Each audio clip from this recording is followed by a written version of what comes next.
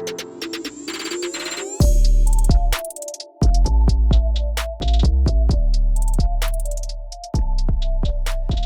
what's up, everybody? I'm Sammer, along with my co-host Stank and Poppy Latte, and you're watching the Loose Cannons, presented by Redcap Plumbing and Air, a Tampa-based company who takes pride in their reputation, timely service, professional results, and exceeding your expectations. They truly define #TampaProud.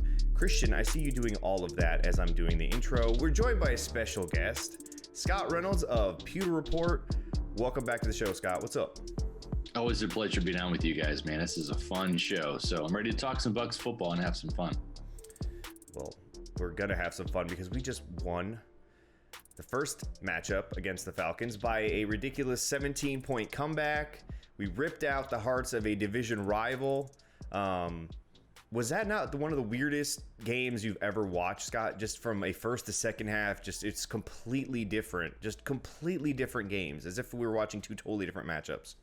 Yeah, it really was. I had to scrap about half of what I had written, too. I mean, I was letting this team have it right into the third quarter as I was writing, and then all of a sudden Tom Brady does this thing. Bucs defense decides, maybe this man coverage stuff's not a bad idea. And lo and behold, here comes the comeback. And so my 2-point conversion column, which is my post-game column, took a decidedly different tone over the last two quarters than it did the first two quarters. But it was good to see, and it's kind of ironic as I think the last time I was on the show with you guys a couple months ago, my mother had just passed away, and she watched the Bucs Packers game, that comeback. And granted, that was just 10 points, right? But that was an interesting comeback, and it was a hell of a Bucs win. That was the last Bucs game she saw. That was on a Sunday. She passed on October 20th, which was a Tuesday. My mom's birthday, she would have been 78 yesterday. So I know that up in heaven, she was watching one hell of a comeback yesterday. Very, very strange game for sure. But you know what? It counts. It counts as a win. And I'd like to see the Buccaneers not have to make comebacks. But if they're going to make comebacks, I'd like to see them do it against better teams. We've seen this team now come back and beat the likes of the Chargers, the Panthers, the Falcons now. But the games where they've fallen behind, aside from that Packers game, but more recently, the Saints game down 14-0 in the first quarter, the Rams game, the Chiefs game down 17-0 in the first quarter. Against those playoff caliber teams, the Bucs just ran out of time or didn't have enough, in the tank to get it done. So while I'm excited that they came back and won, I'm just curious, against a good team, could they have pulled that off? That's a pretty good question.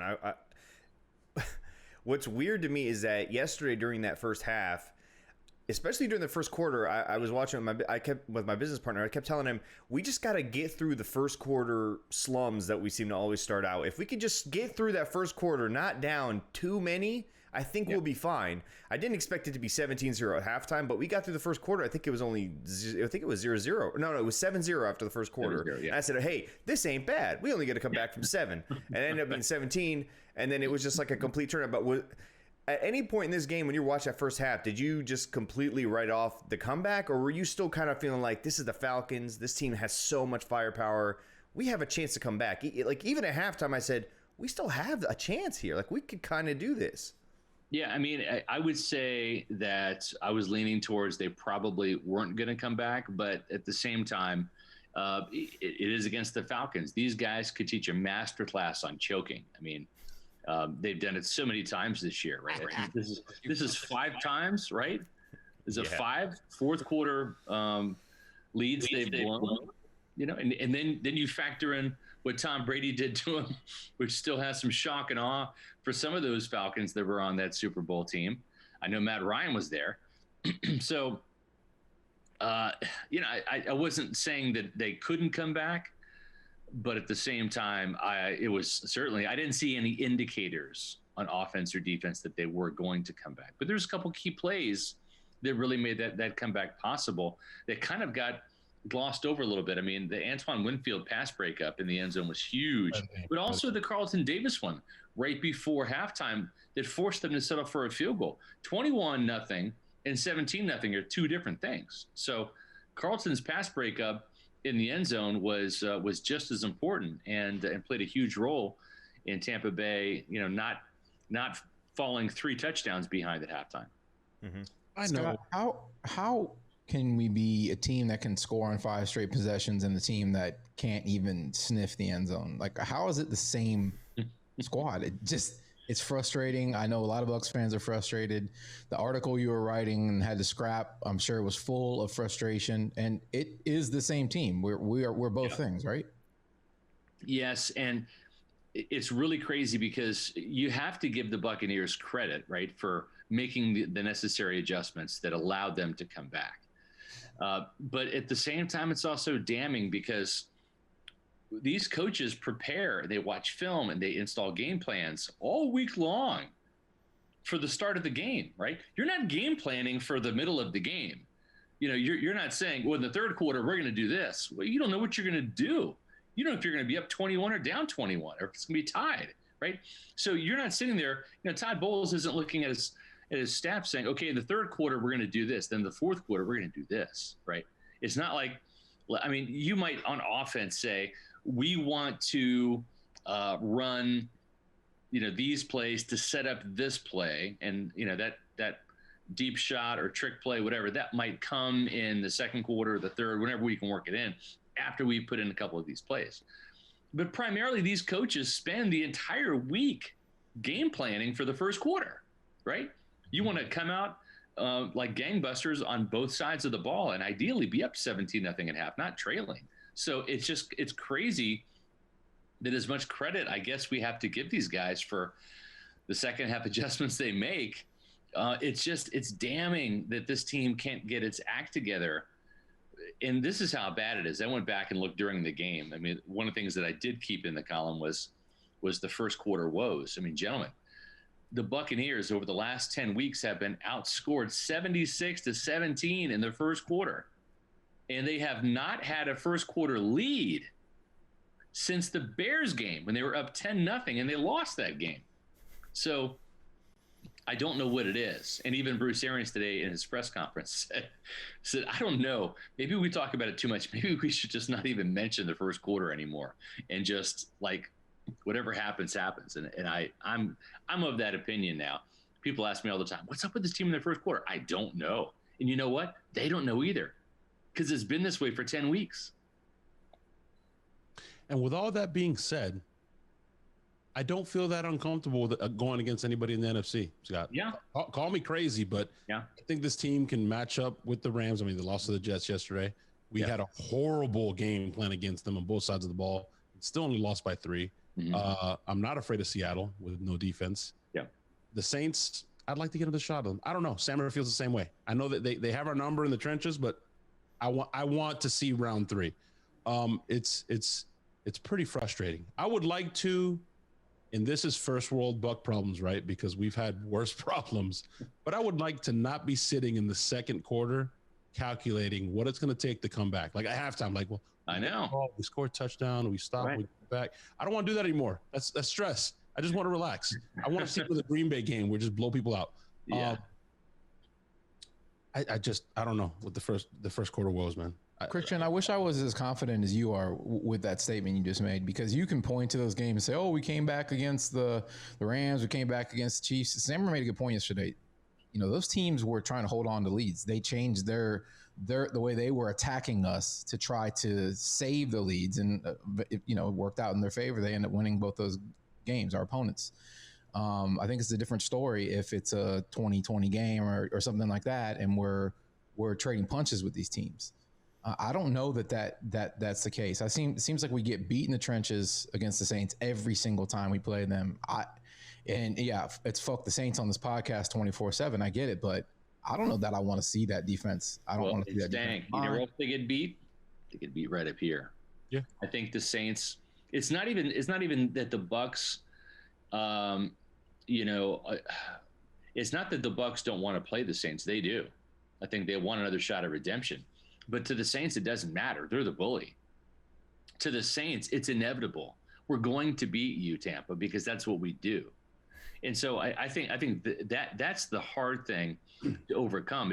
It's not that the Buccaneers are afraid of the Saints. It's just that the Saints are not afraid of the Buccaneers. And I think that gives them the edge because they know they can beat them.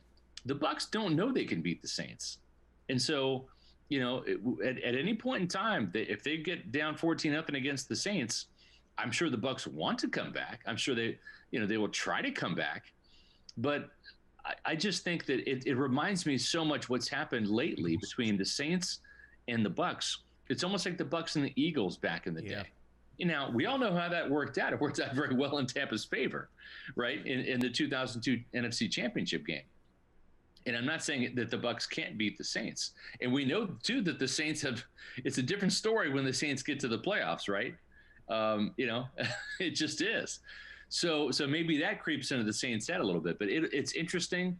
I hope the Bucs don't play the Saints in the first round. I hope that, however the seeding ends up, that the Buccaneers go through another team first, and then if they were to have to play the Saints, let it be in the second game, because you know what, the Saints might not be there for whatever reason. The Saints have had their struggles. They've been 13-3 the last 2 years and one and done in the playoffs. So. Maybe January is the time where their inevitability wears off. I don't know, but you know what though? I'm glad they got exposed yesterday. This isn't a Saints podcast. I'm gonna keep it quick and brief, and then Sam can get his point. But I'm glad Cameron Jordan got exposed because you should have been kicked out in game one. Right. I'm glad people are starting to see how dirty you fucks are because your corners too. You guys hold everybody on every damn passing play. You pass interfere on every passing play, and you just dare the refs to throw and they don't throw the flags. So I'm glad that happened. Drew Brees looked awful too. I mean, he looked awful. The thing that this is what the Bucs offensive woes in these first halves. It reminds me a lot of when you're a 3-point shooter and you go out there and you're in a slump and you just keep pressing and thinking about it and you just need that one first 3-pointer and one of the first quarter, a layup. You just need to see the ball go through the hole. And once that happens, you can kind of take a deep breath and you're back in it. And I feel like this team, they've been right there to fix that problem. It's been an execution or a missed throw here, or it's just been right there. Like in that Rams game, there were a handful of plays in the first quarter. If they're made, different outcome possibly. The Bucs aren't down by as much as they are. Same with that Saints game. Even with that terrible game plan on defense, if they make that one pass to Mike Evans a completion, it's a different ball game. It might be 7-14, 7-7. They're right there, and I feel like I'm not sure what they're doing or what they're trying to do when they go into these games to start off. And I know, Bruce has always said, I like to script the first drive. I'm sorry, man, but that drive, if you've scripted it, that means everyone knows their responsibilities and what the plays and what the routes are. Why doesn't it look crisp? How does it come out like that? And my thinking yesterday was, maybe Tom is a rhythm type of passer in the sense that you just need to give him some easy plays to start out the game before you start opening up that playbook to that BA style that we see come out later on in the half. I think that happened. We saw the first throw was that quick smoke route to AB, right? I think he had 2 completions to start the game. So I agree with you, and I think that they maybe sensed that and tried to get Tom into a rhythm early, but for whatever reason, the offense needs some type of spark to get it going. You can go back and look at the Vikings game, right? That touchdown pass to Scotty Miller. It just ignited Tampa Bay's offense. And now they didn't put 30, 40 points on the board that game, but it certainly woke them up a little bit. They didn't do anything in the first quarter, and then all of a sudden the big touchdown shot to Scotty Miller, and they're awake. Didn't do anything in the first quarter, 60 total yards in the first half, actually. First half. If they don't get that touchdown on that opening drive in the second half, they lose that game. Not just because, that was a possession that they needed and, they wouldn't have enough possessions to score. It just, if they don't score there, I don't know that they even score 2 touchdowns in that game, much less put 31 on the board, just from a momentum standpoint. And you can just kind of see this is a young football team still, even though you've got a bunch of graybeards like Tom Brady and Rob Gronkowski and Jason Pierre-Paul on the team who are over the age of 30. But you've got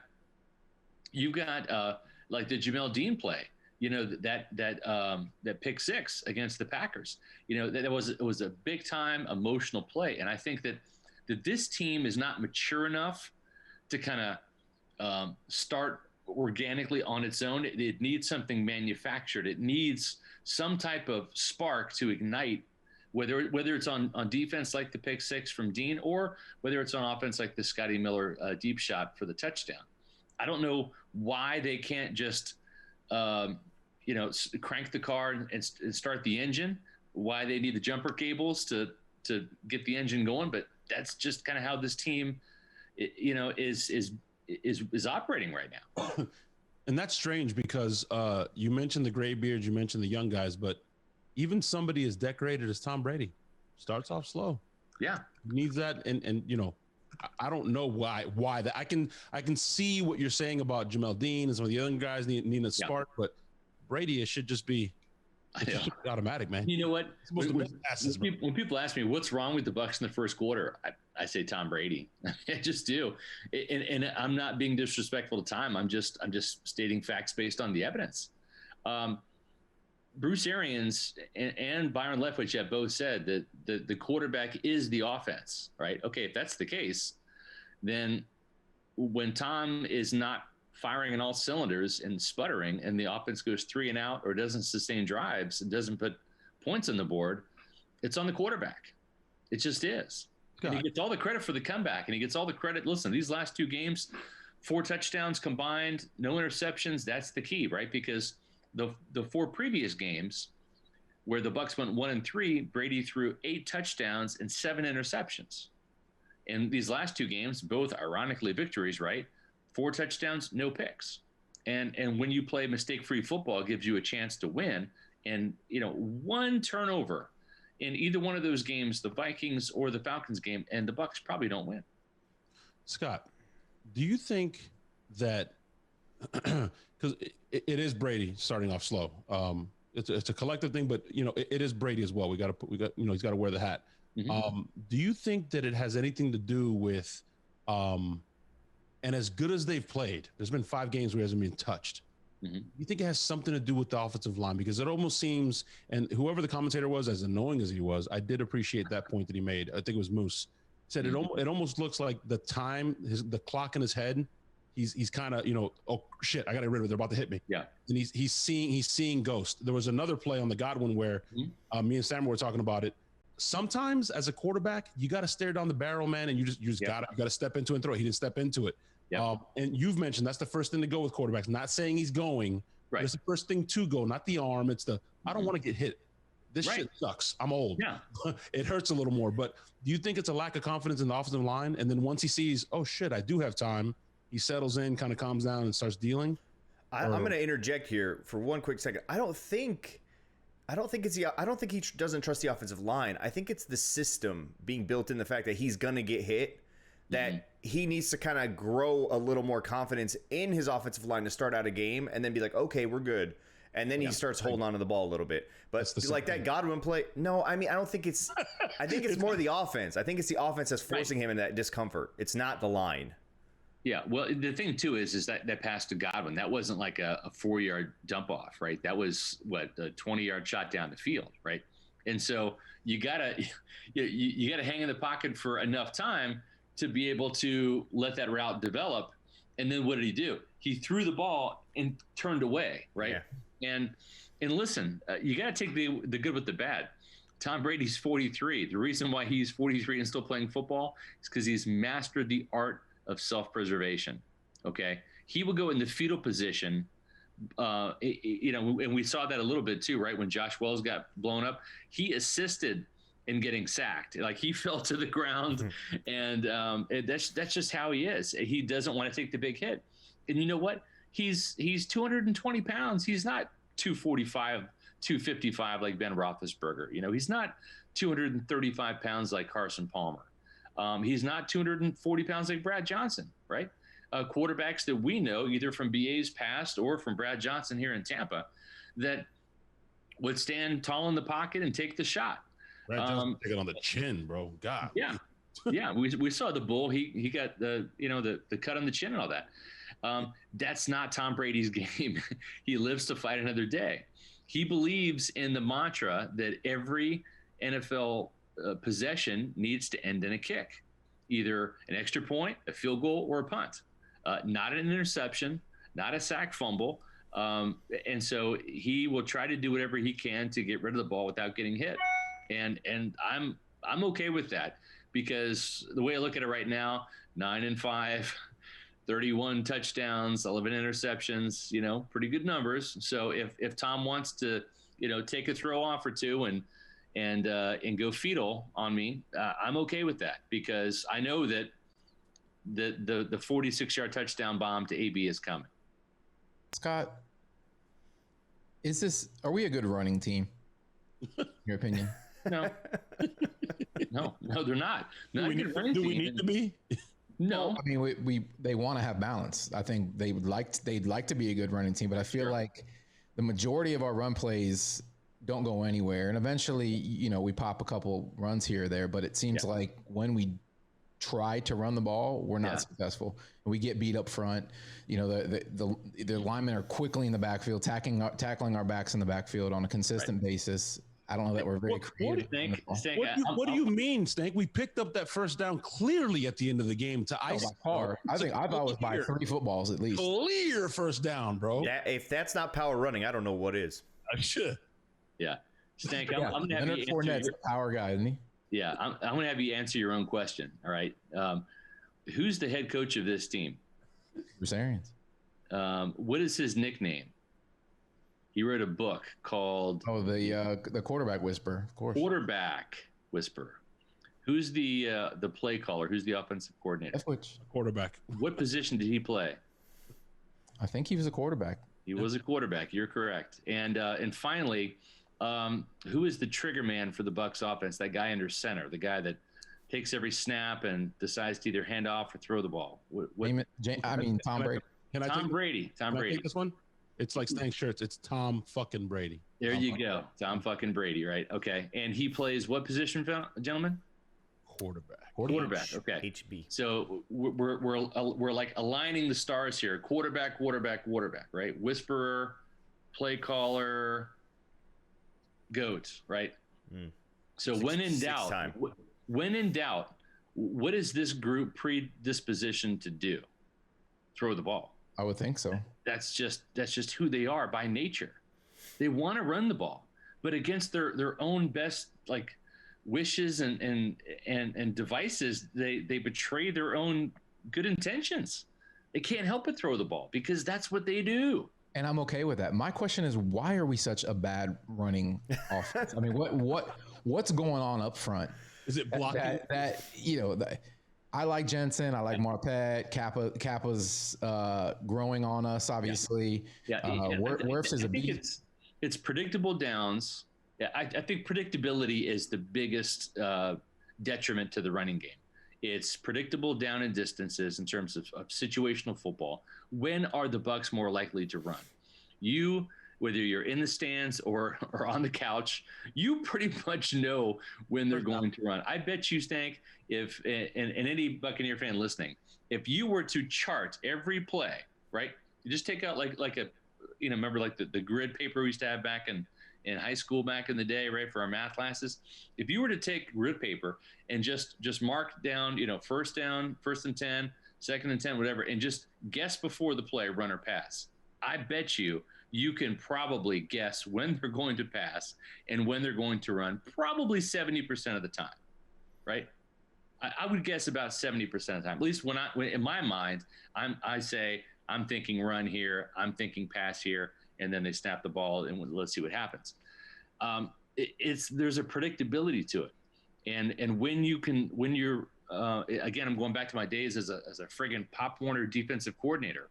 When I knew what you were going to do, whether you're a bunch of 8-year-old kids or 11-year-old kids or whatever, and when you were going to do it, I could adjust my defensive front accordingly.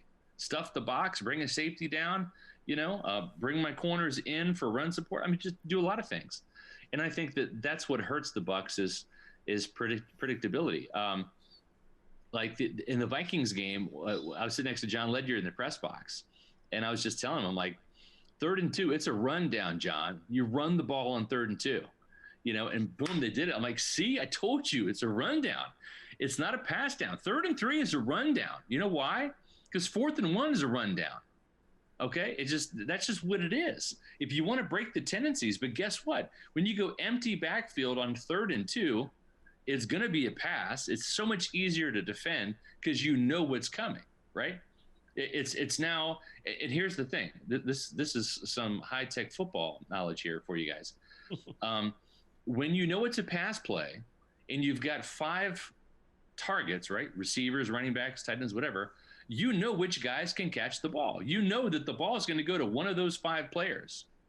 And as crazy as it sounds, that really narrows down, the options for the offense, and it really kind of broadens what you can do defensively to kind of take away that. If it's 3rd and 3, and you got 12 personnel in, is it run or pass? I don't know, right? Your linebackers, they might hesitate just a bit because they before they start worrying about covering the tight end, they gotta spy their gap and see, is the fullback coming, is the guard pulling, read your key before I have to worry about my coverage responsibilities, right? But when it's empty and you need 2 or 3 yards, and Tom Brady's the quarterback, and sure as hell he's not going to pull a Lamar Jackson, or even a Kirk Cousins and just quarterback draw it up the middle. I don't have to worry about a pulling guard or spying the A gap. I got to worry about covering the back out of the backfield. Now he's flexed out. I got 5 wide. It's empty. So shit, I got the back in the slot, or I'm going to walk down and cover the tight end outside the numbers. It just makes it easy. So I think I'd love to see this team run the ball at a 4 wide receiver sets a hell of a lot more, because there's no box to run it against. I mean, there's times, though, when they bring Godwin in and create more congestion than necessary anyway. Of course. I mean, I've seen them. Ledyard said that too many hats. You bring too many hats to the party. Yeah. And the thing that's the times that they've run the ball out of shotgun, it's been more successful. It's been more open in there. But a little credit to yesterday's offensive line. There were holes there. Fournette just missed them. There were multiple times where I was just going to throw my phone through the TV. It was like, where the fuck is this guy running? Like, I'm over here and I'm fucking seeing this shit. Like, is he just not seeing it? Is he not understanding where he's supposed to go? Zone. He backed into the end zone. Give him a break. Dude, he's LeGarrette Blount from the Tampa Bay years. Get us 99 to 99, and then once you get inside those ones, he's not getting you a fucking inch. Like, it was just second time that you talk, Blount is a much better running back. No, not short yardage. When he was with the Bucs, short yardage. Don't you remember the Atlanta Falcons game? 4 fucking downs to get 1 goddamn yard. Hey, it's bad. It's bad memories. Don't bring it back. Okay, well, I was just going to touch a little bit on what you were talking about, is that, like, in the second half, we didn't really try to run the ball at all, right? And in the first half, I know, but in the first half, I was predicting almost every play, like you're talking about, Scott. In the second half, I had no clue what the fuck they were doing. Like, I'm just like, why the fuck don't we just start the games like this? Just fuck the running game, pass all over the yard, make the defense overreact to that, and then start fucking running the ball. It doesn't hurt us. Yeah. And I've always been you're right, Sam, right? I've always been a big believer in people that want to establish the run. I'm all for establishing the run.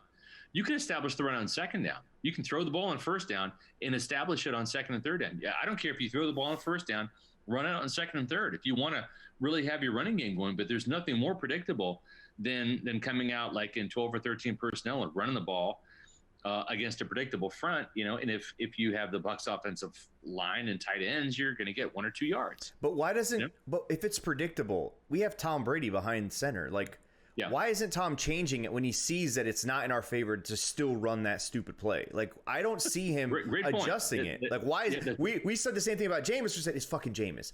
It's Tom now. Why isn't he doing what he did in New England in that? Because he used to call the run or the pass at a shotgun based on what came out on the defensive side. We don't see that, or are we not seeing like? Am I missing something here? Why isn't he changing it?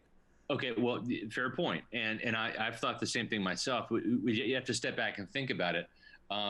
When are you going to change the play, right? You're going to change the play when you see a defensive front you don't like, or you're going to change it to when you see a defensive front you do like, right? If the safety is down in the box, maybe I am going to take a shot because I got one-on-ones outside, right?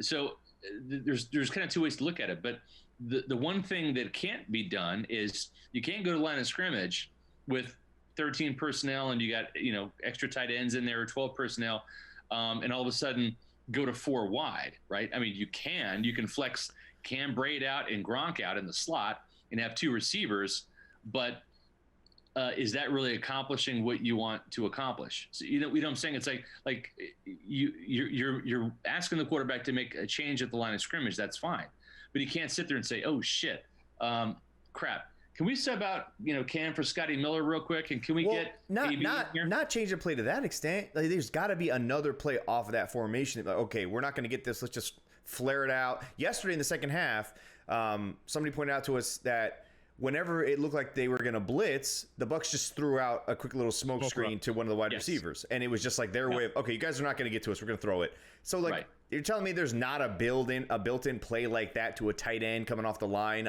when you're, trying to run power fucking run to the right? Come on. There's got to be ways. It's weird to me to see them run into a defensive front that is obviously not going to be in their favor and still keep doing it, especially in the first quarter. I agree. And at the same time, it's sometimes, and I don't necessarily subscribe to this. I think we talked about this before when I was on. You technically don't have to run the ball to be able to use play action. But if you do run the ball, it does help you with play action. So sometimes it's we're going to – and the other thing too, just again from understanding conceptually, and I hate offense. I've told you guys this, right? I'm a defensive-minded guy. I hate offense. But I do understand conceptually. Sometimes you want to show a certain look, a certain play out of a certain personnel grouping, right? To kind of like get that, on the Polaroids. So when the defensive, coordinator says, guys, they've run the ball, they ran it right this time into the strong side B. They ran it left to the weak side B out of this formation. So, key in on that, right? And then that's when they go play action and then end up passing out of it. So they give you a look to kind of set up something else. And even if that play doesn't, go for a first down or a touchdown, let's say it's just a run that nets 2 yards, that play might serve a purpose. And I'm not trying to be an apologist for offensive coordinators. Like, I don't want to throw up right now. This is awful. I'm talking about this much offense. But seriously, that it's almost like chess, right? Where you're willing to sacrifice the pawn for the bigger gain.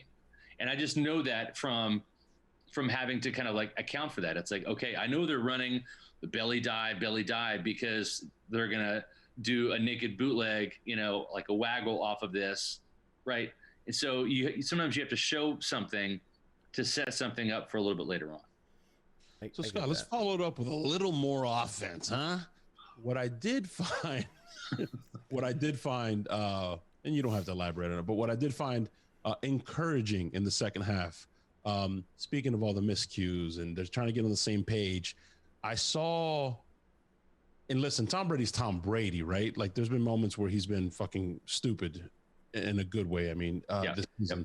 But I saw somebody who was in command, if that makes sense. Mm-hmm. I saw him step out and, hey, Mike, change this. I saw him change the protection after Jensen had called a certain protection out. Yeah. I saw him, change the play with Antonio Brown and with Godwin and checks. That was like, whoa, he's dealing right now. He's feeling it.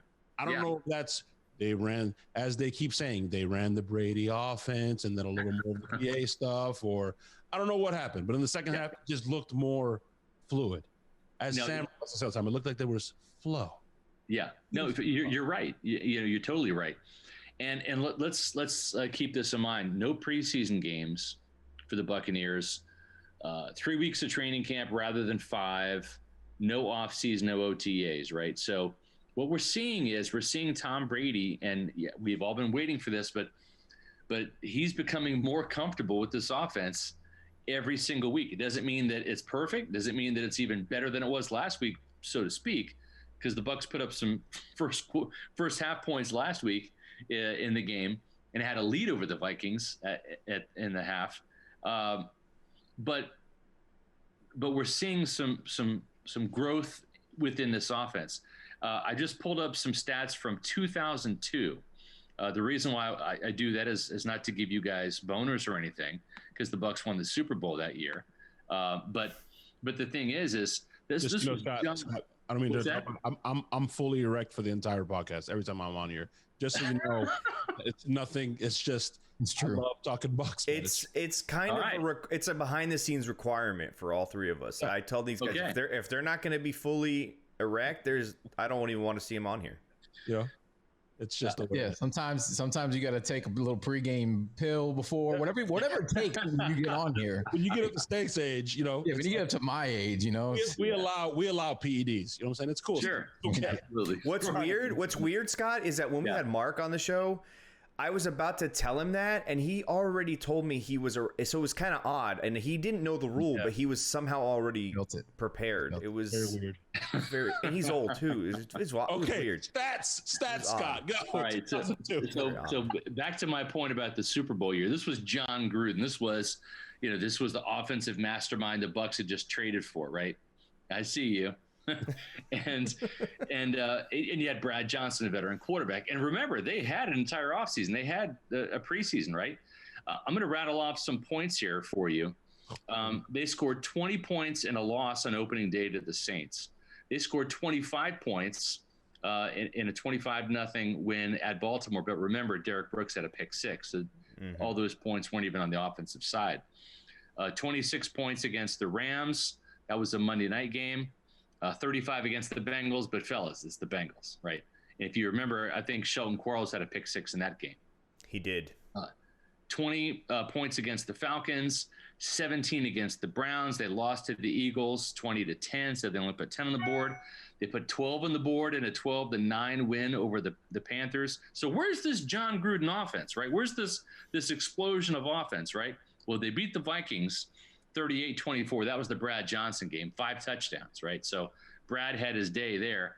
Then they beat the Panthers the next week, 23-10. They beat the Packers 21-7.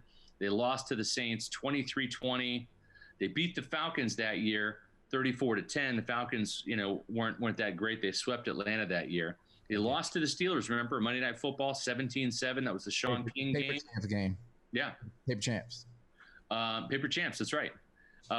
Paper Tiger. And then you had the 15-0. Of course, Brad Johnson was out. That was Rob Johnson.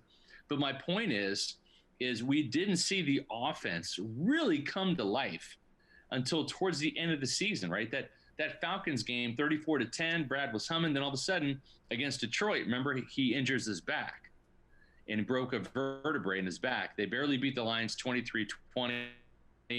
Carl the Truth Williams has a punt return for a touchdown. So even then, with the 23 points, 7 of those came on special teams. So this John Gruden offense wasn't even humming until, lo and behold, here come the 49ers to town in that wild card game. Flags are flying at Ray J. Oh my God. 31-6.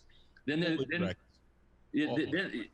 they go to Philadelphia, where they couldn't score anything but field goals before, right? And they put 20 points on the board. Thank you, Rondé, for the 7. Makes it 27-10 after the 92-yard pick six. But still, the Eagles' defense was the defense that year, other than Tampa Bay's in the NFL. They put 20 points on the board at the Vet.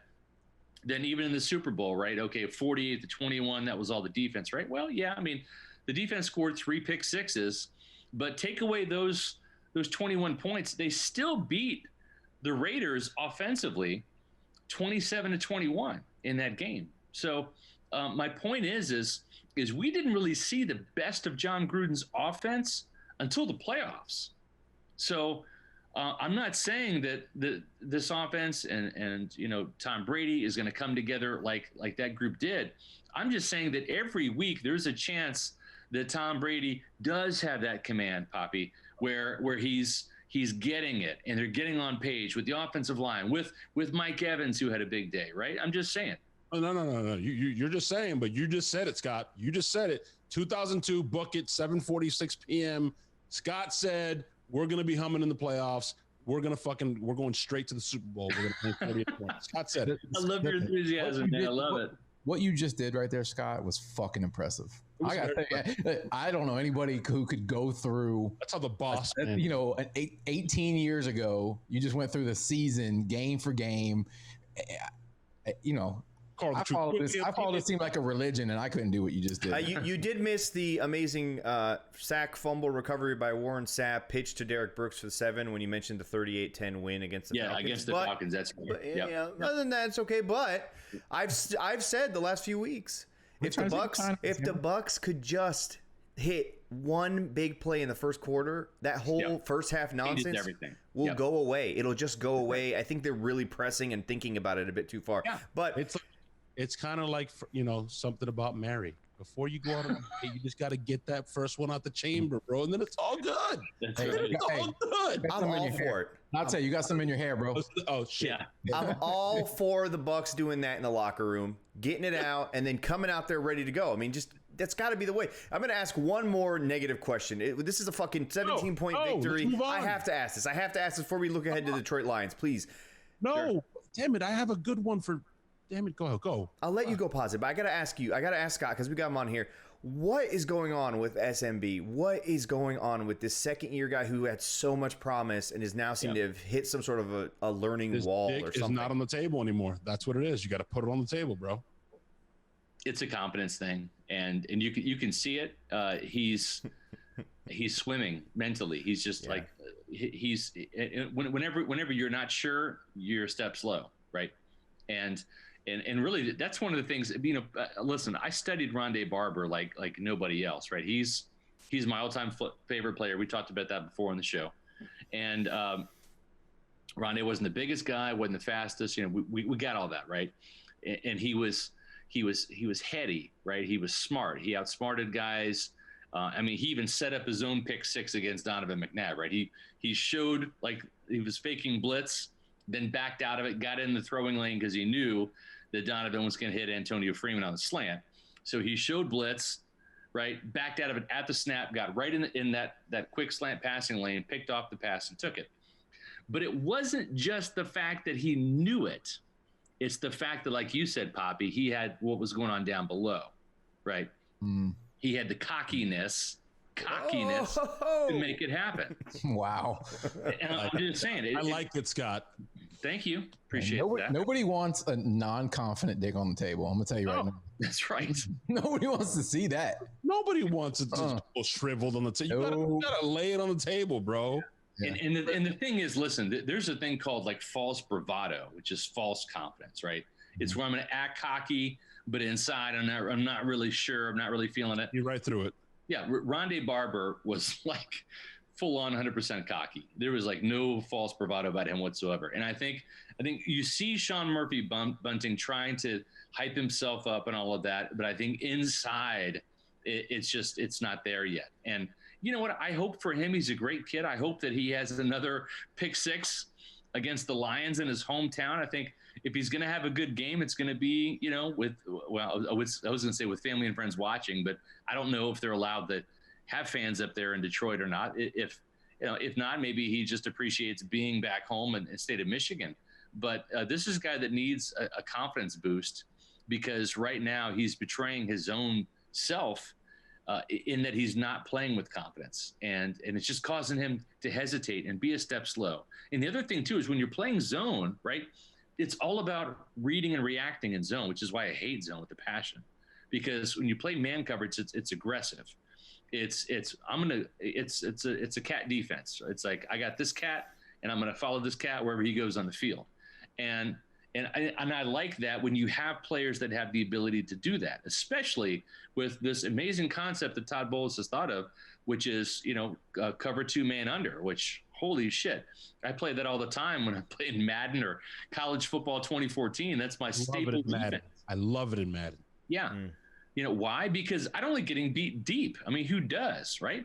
And I like double coverage. Double coverage is great. And I can usually one of my front 4 is going to get home. And if not, at least I'm giving up a first down, not a touchdown. And so, I don't understand Todd Bowles is, I guess on this show, I usually say, crush, but on this show I can say fetish, right? Because there's no censors.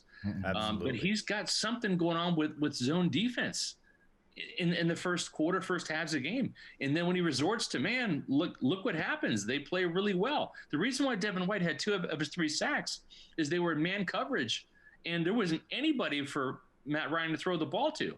So if you have man coverage and it's tight and no one's open, the quarterback's going to hang on to the ball.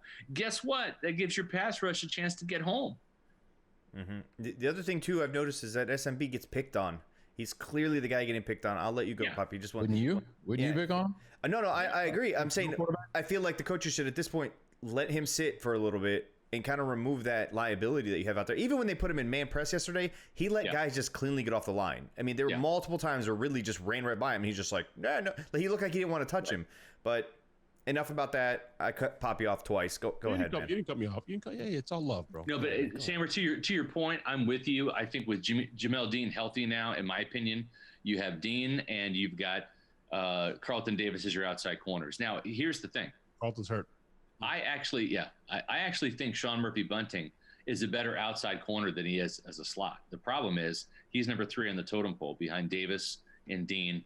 So I understand they want to get him on the field because he does have, he's got some serious physical skills. He's a talented player, but and I also understand he's the best of the 3 at playing in the slot. But it's almost like they're playing him there by default, right?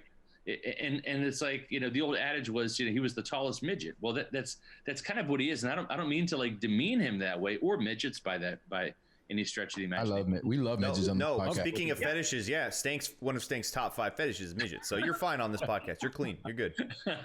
But you catch my drift though, right? And I think that Ross Cockrell is actually better in the slot than SMB.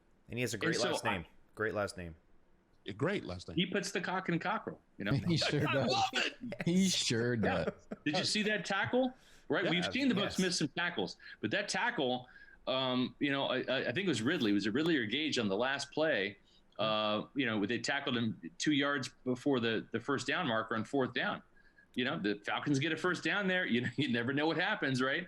But he made the tackle, and I think he's played really well. So I'm with you, Sammer. I would. When you're in base defense, I keep SMB off the field and roll with Dean and Davis unless Davis is hurt. Then you got to play SMB. But if everything is even, I would rotate series between Cockrell and SMB.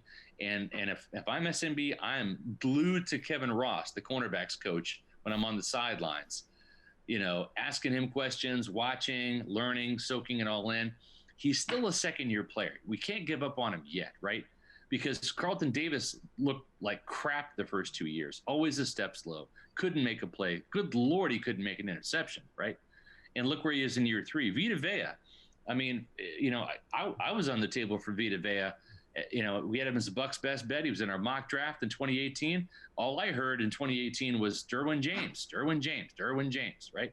And then last year, it's like, okay, well, he's okay. This year, it's like he starts the season off gangbusters. Now everyone's crying because Vita Vea is not in the lineup. I get it. He's a really good player.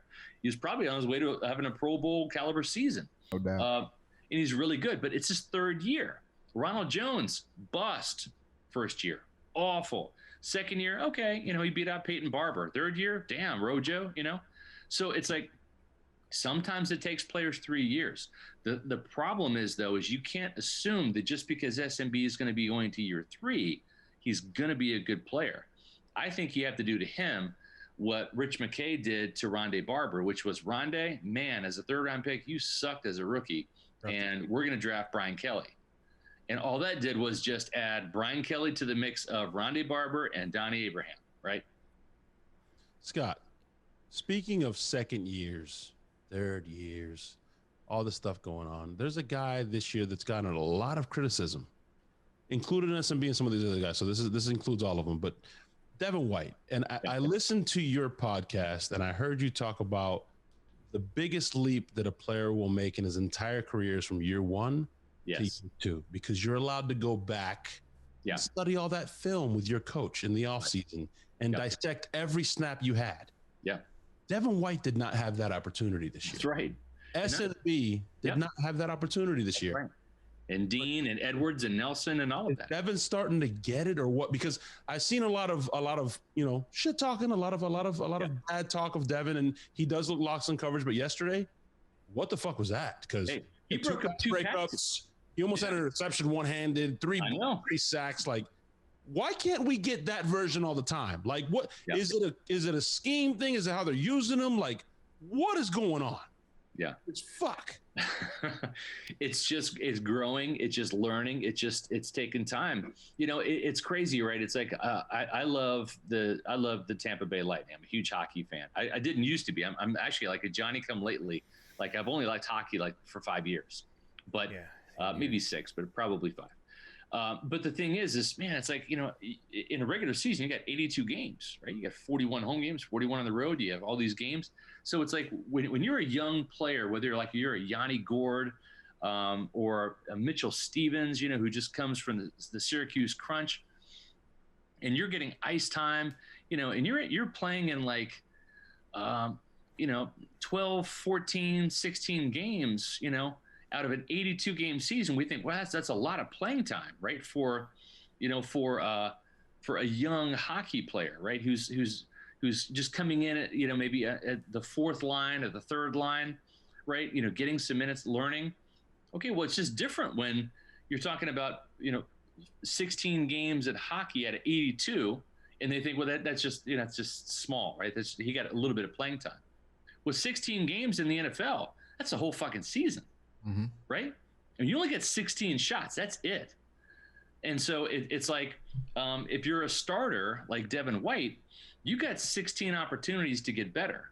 Like on game day, when the bullets are flying and you're not going against, scout team offense, and you're not going against your offense like you do in training camp.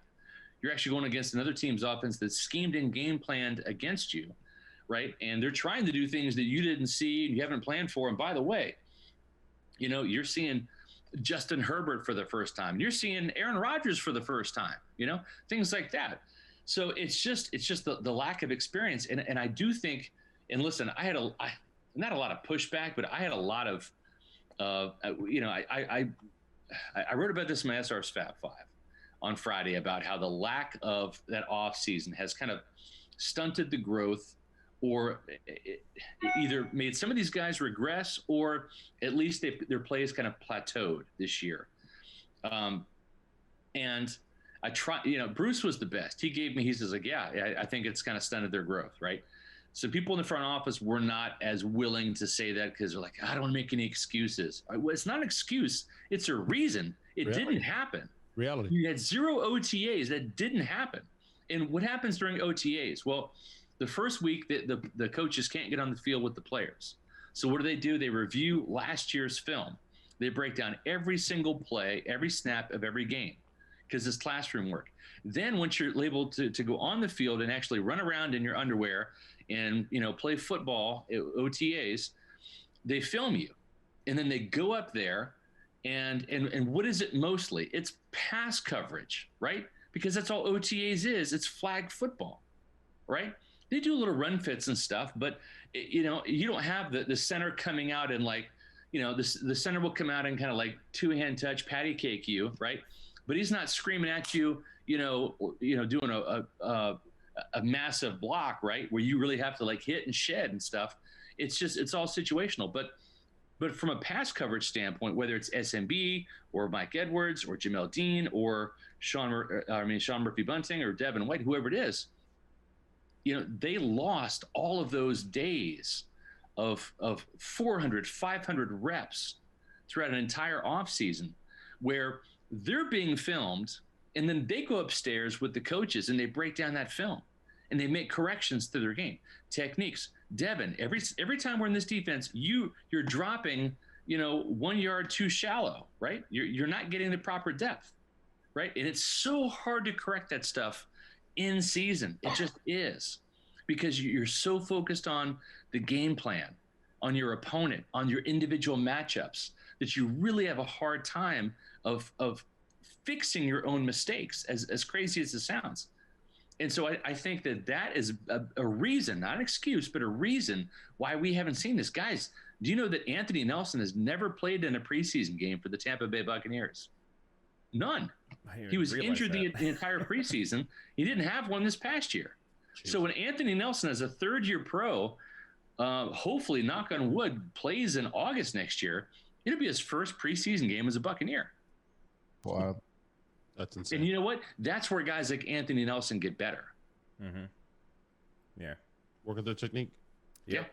So Scott, you brought up Sean Murphy Bunting in his game he had last year in Detroit, and I'm kind of excited to see Sean Murphy Bunting get his chance to make up for a terrible game. And there's another guy who had a really good game in Detroit last year, and he goes by the name of Scotty Miller. Wide receiver one. Yeah, wide receiver one.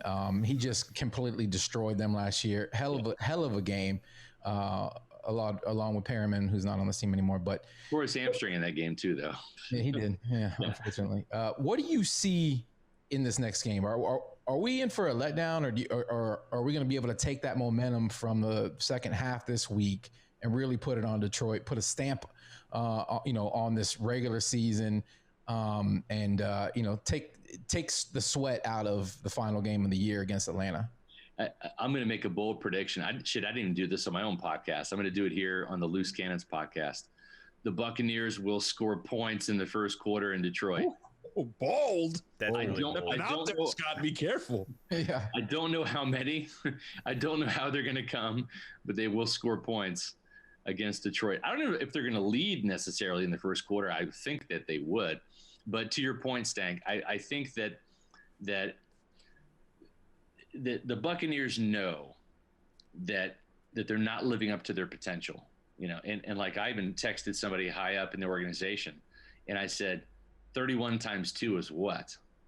I mean, just it's crazy to think 62 points in a game, but it's not out of the realm of possibility that this Buccaneer team can put up 49, 54, 56, points, in a game against a lesser opponent.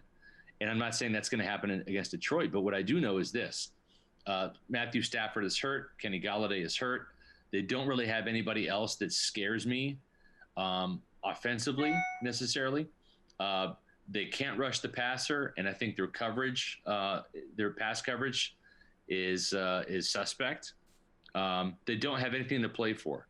This is the day after Christmas, and I think that the Lions right now, without a true head coach, Matt Patricia got fired.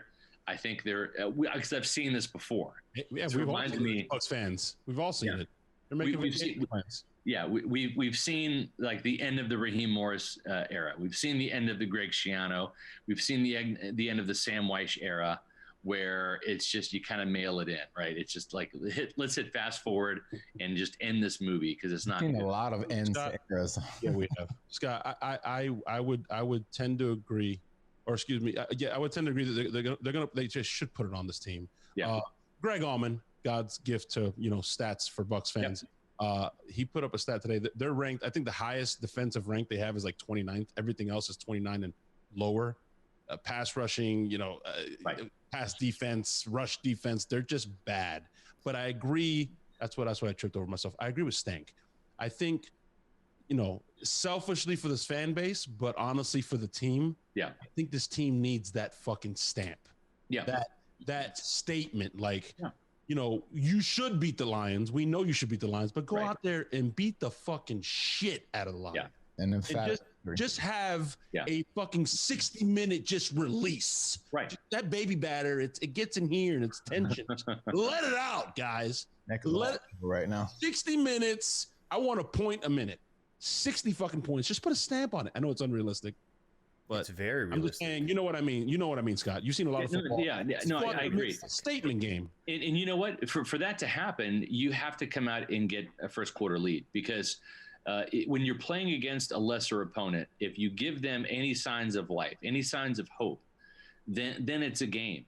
But if you be the bully, if you come out in the first quarter and go up 10-0, you can take the fight out of them, and then you can just have your way with them. And I think that's what has to happen. What's important about this game too is that we have enough veterans on this team to be able to express to the younger guys that, listen, we have an opportunity to clinch a playoff spot, and we have been given a gift in the fact that we're playing a terrible team without a head coach, without their quarterback, without their number one weapon outside of that. Like, this is the chance. Like, this is a layup. Right. This is as close as it gets. This is Anthony Nelson's first preseason game. Like, it's right there. Go out there, punch his fucking team in the mouth. Let Scotty Miller have another wide receiver 1 game. I mean, dude, that game he had last year was probably the best wide receiver performance of any guy in the NFL last year. I mean, the Buccaneers. It was crazy. Yeah, and it was definitely a Scotty Miller game because he also tore his hamstring while dominating. Perfect. Right. Sealed it up, mailed it in. It was great. I keep bringing his name up, and I don't know why, but it was probably the best that I saw Jameis throw the deep ball to. Those were. I agree. Yeah, that was on the brain. Yeah, he really did. And the thing too is that what you're saying is, and maybe I'm dating myself here, but this should be Harlem Globetrotters versus Washington Generals. Like it should be that. Yeah, exactly what I was thinking too. It should be a clown show. It should be just a ridiculous performance by one team. And then just pure ridiculousness on the other.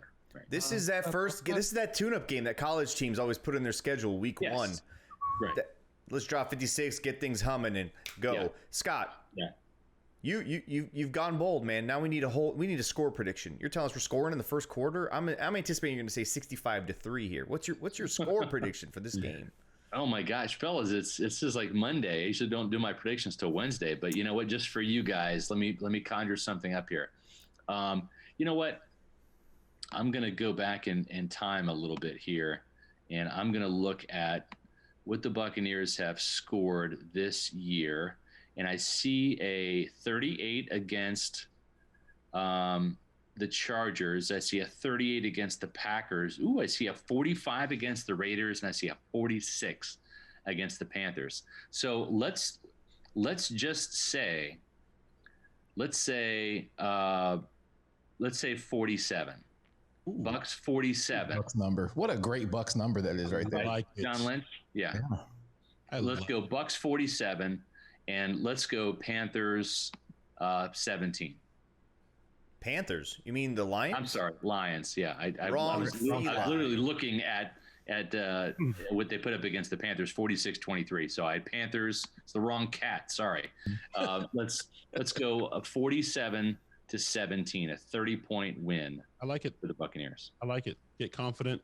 Come back home. Beat the shit out of Atlanta again. Yeah. Roll to the playoffs with some fucking with some momentum. With some cockiness. Listen, if we do just cock slap them like that, I'm going to the final game because we have the unfortunate. We've had the unfortunate luck to have attended me and Christian and Sammer 3 terrible fucking games this year at home. Saints game, Chiefs game. Yeah, I saw that. I saw you guys there. And the Rams game. We were like, yeah. By the way, we were talking some big dick energy shit, Scott, before the game. I mean, Stammer was like Prince Ali. I'm home. I have finally returned to my home, and we're gonna beat the shit out. And no. We talked so much shit that the random guy we were talking shit to somehow found us on Twitter after the game. He found us on Twitter just to come back and get his fucking shit talking in against us. We talked so much shit pregame that leaving the stadium, we had to continue talking shit after the loss. And that was the Saints game. Like we grabbed pretzels and we just had to make it seem like we at least had pretzels and you fuckers didn't. So boom, we won. You guys won, but we got victory pretzels, bitch. Victory pretzels. We got loser pretzels. I predict the Bucs drop 52 points on this team. They only punt one time. Rojo goes over 120, and Tom Brady continues not throwing interceptions. Is that a Bucs number? Who wore 52? Nate Webster. Yeah. Nate Webster. He was fast. Yeah. Okay, so I'm gonna go. We all thought he was going to be the next Derek Brooks because he was small and fast. Not quite. Him and Gino Hayes. And Gino, too. Same thing.